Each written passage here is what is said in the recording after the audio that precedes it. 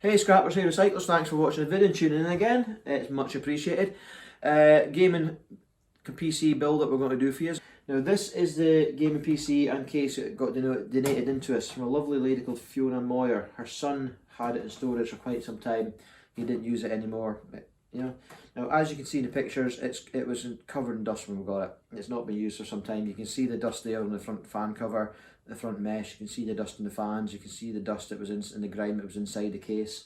So as you can see in those pictures, it was quite dirty. So we put a lot of effort into cleaning it and then testing it. We put a Blu-ray disc drive in here so we could test it, make sure the board was working and it was all tuned in the board at all.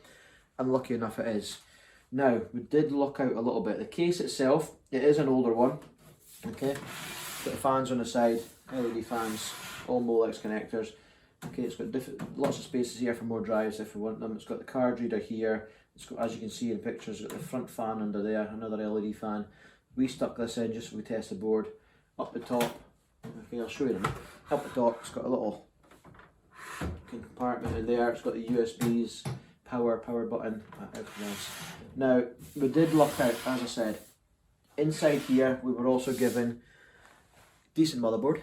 It is a Asus P8B 75M-LX. And inside there we also had an i7 3rd gen, it's a 3770K processor. And we also got a Corsair CX750 power supply, and it also came with 8GB RAM. Normally we don't get that, we usually have to source the CPUs, source the RAM, find a decent power supply. We definitely don't get cases with fans in too often. So we did get lucky on this one, and it's working, which is even better. So we've got all that, and as you can see, we'll just show you inside it just now. As you can see, we've got the CX750 installed. It's got lots of connectors in that, so again, as I said, we lucked out quite good. It's got lots of these connectors. It's got lots of splitters there for what we need. If we're going to put GPUs and stuff in it, it's got plenty of connectors. It's got Molex connectors for the fans. Okay, the board itself, it's only got 2 RAM slots. Again, it came with 8GB in there. If we need to, we can put 16GB. We can source a couple of 8GB modules if we need to. It's got this USB 3 connector there. It's got several slots there for adding stuff to it, which is great. We haven't got a system fan wired up. It didn't come with one, but it's something we can work on. All in all, not too bad a board. We can't really argue. Like I said, we don't get these in too often. The connectors at the back, as you can see. Okay, USBs, DVI, VGA, USB 3, USB 2 and Ethernet, along with the old connectors for mouse and keyboard. So it's not too bad. Not too bad at all. Now if you want to see it powered up, we'll let you see what it's like all powered up as well with the lights as it is just now. Right guys, so you've seen inside of it. By no means nothing great. It's an older case. It's a decent enough board. It's got, it helps us. It's got a decent enough power supply. The case itself, it is what it is. It's an older case. So Jamie can hit the lights and show them what it's like lit up. So as you can see, it's got the red LED at front. You can see that, no problem at all. Remember the pictures I showed you a minute ago? You can see all the dust that was in here, how clogged up it was. It's got a little red LED there as well for the power. You get a little bit of a shine. You can see it on the wall. Okay, the side fans there.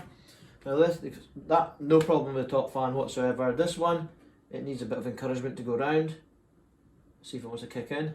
So there you go, it's spinning now, but it's nowhere near the proper RPM, so there's obviously something wrong with that. That's going to need us looking at it. That's going to be taken apart and looked at and tested. So if we were going to use this case, we'd have to change our fan out, maybe try and find the covers for that, and I don't know, do something else with it. It's not a lot of glow. People like gaming cases, they like the lights coming off them, they like the RGB fans.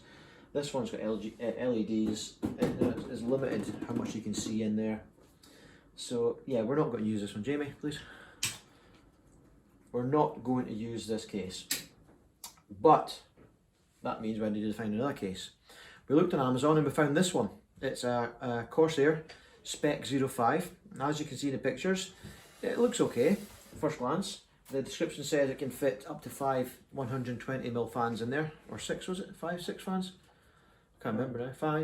5 fans, but it wasn't the case. The description was wrong.